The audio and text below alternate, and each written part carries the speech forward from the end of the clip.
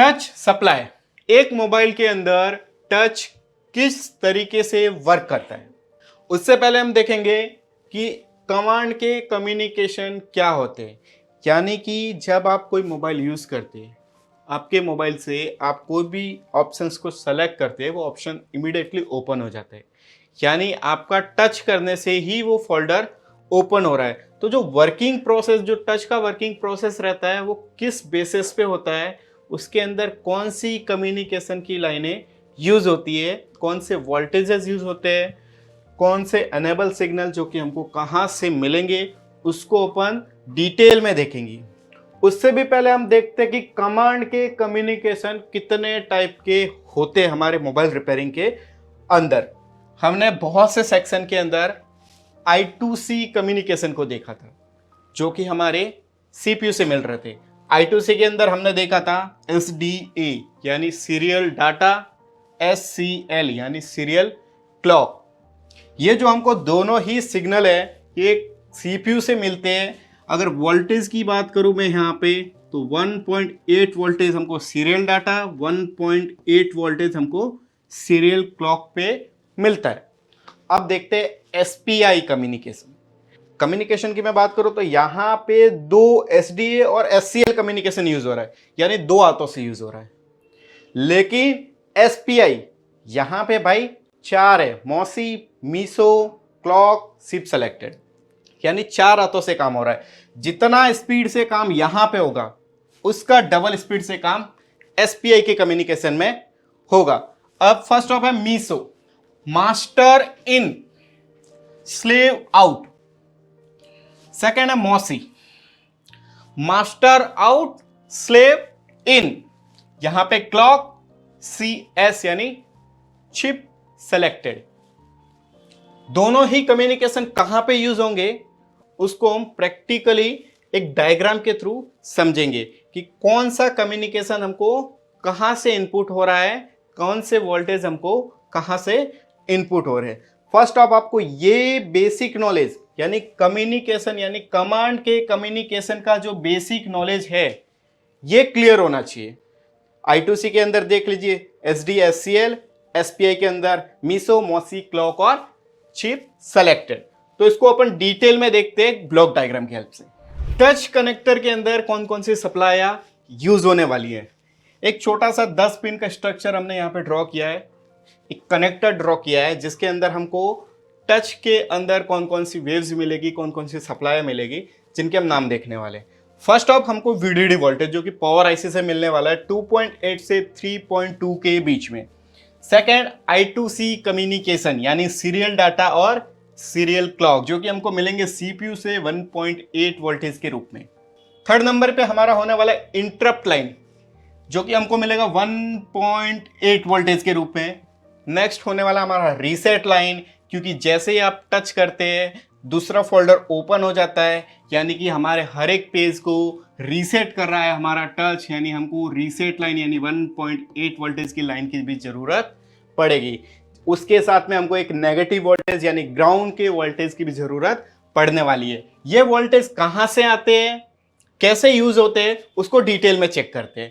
और इन वोल्टेज के शॉर्ट होने की वजह से हमको एक मोबाइल रिपेयरिंग फील्ड के अंदर, टच के अंदर क्या क्या प्रॉब्लम देखने को मिलेंगे, उसको भी कॉन्सेप्ट के अंदर देखते हैं। फॉल्ट के साथ सॉल्यूशन देखेंगे। टच कनेक्टर के अंदर डिटेल में चेक करते हैं कि एक टच कनेक्टर की सप्लाई हमको कहाँ से मिलेगी, कौन सी सप्लाई मेन होने वाली है, कितनी सप्लाई कंपलसरी हमको चाहिए, या फिर जो अलग अलग तरह के मदरबोर्ड होने वाले उसके अंदर हमको एक्स्ट्रा वोल्टेज क्या देखने को मिलेंगे। यहाँ पे मैंने टच कनेक्टर को ड्रॉ किया है। देखिए 5 सप्लाई मेन होने वाली है, जिसके अंदर फर्स्ट हमारा VDD वोल्टेज, सेकंड हमारा कमांड कम्युनिकेशन यानी SDA, SCL, थर्ड नंबर पे हमारा रीसेट, फिर हमारा interrupt VDD 1, SCL 2, SDA 3, reset 4 और इंटरप्ट 5, यानी 5 लाइनों के बेसिस पे हमारा टच काम करेगा। फर्स्ट अब बात करते हैं कौन सी लाइन कहां से आती है। PMIC से, यानी आपकी पावर IC से आपको VDD वोल्टेज जो कि 2.8 से 3.2 के बीच में रहने वाला है। सेकंड रहता है कमांड का कम्युनिकेशंस, यानी I2C कम्युनिकेशन, जो कि हमको हमेशा सीपीयू से मिलता है SDA और SCL के रूप में 1.8 वोल्टेज।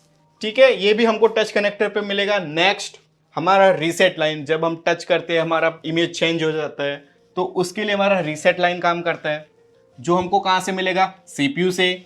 इंटरप्ट लाइन 1.8 वोल्टेज उसमें भी मिलेगा, ये भी हमको सीपीयू से ही मिलने वाला है। यानी ये 5 लाइनें कंपलसरी है एक टच सेक्शन सर्किट को वर्क करने के लिए। अब मैं बात करता हूं कि किसी किसी मदरबोर्ड के अंदर आपको PMI और PML IC देखने को मिलेगी, यानी 2 पावर रहेगा, एक PMI रहेगी या एक PML IC रहेगी। इन सर्किट के अंदर आपको AIO वोल्टेज 1.8 अलग से मिल सकता है। देखिए ये 5 वोल्टेज तो कंपलसरी है, ये छठा एड ऑन है। कंडीशन ये है कि अगर किसी सर्किट के अंदर PMI और PML IC लगी हुई है तो वहां पे आपको एड ऑन AIO वोल्टेज 1.8 मिलेगा। इस तरीके से ये सर्किट वर्क करेगा। अब बात करते हैं इसके अंदर आपको प्रॉब्लम क्या देखने को मिलेगी। ज्यादातर केसेस के अंदर अगर मैं बात करूं कि सीरियल डाटा और सीरियल क्लॉक की जो लाइनें हैं, अगर इनके बीच में सीरीज कनेक्शंस के अंदर कोई रजिस्टर लगा हुआ है, अगर ये रजिस्टर यहां से टूट जाए, क्या सीरियल डाटा की लाइन से ये रजिस्टर टूट जाए, तो क्या होगा, यहां से सप्लाई ये पॉइंट तक तो आएगी लेकिन इससे आगे नहीं जाएगी। मतलब सीरियल डाटा के कनेक्टर की पिन पे वो हमको सप्लाई मिलेगी ही नहीं, तो हमारा टच वर्किंग होगा ही नहीं। उसके लिए हमको सीरियल डाटा की लाइन को सीपीयू तक ट्रेस करना है।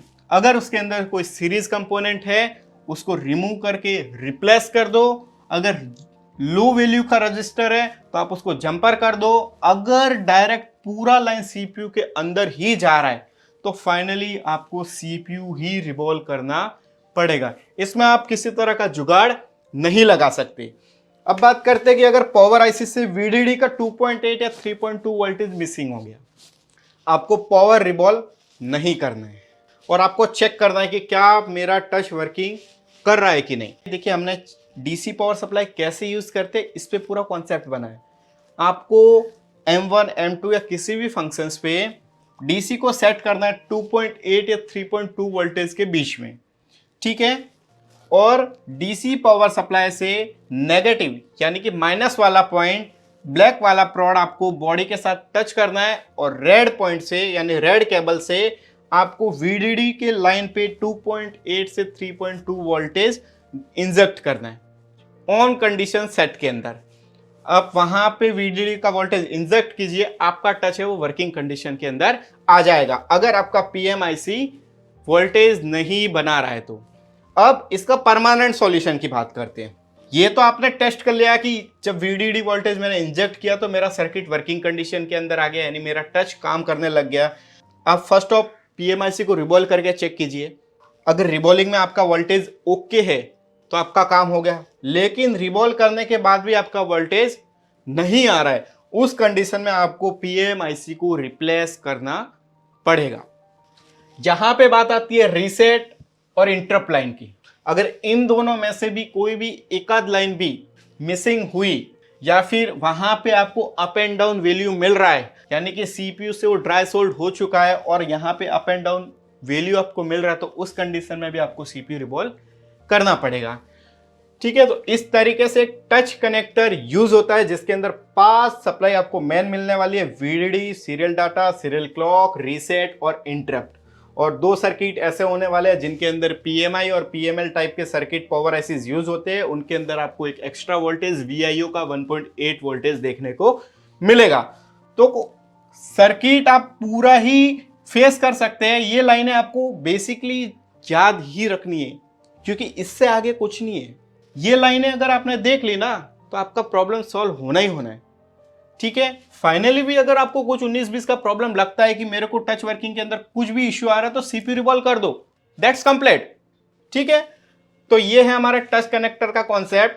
इसको हम बोर्नियो के अंदर प्रैक्टिकल देखेंगे कि कैसे ये लाइनें यूज होती है, कितनी लाइन पे कितना वोल्टेज हमको देखने को मिलता है।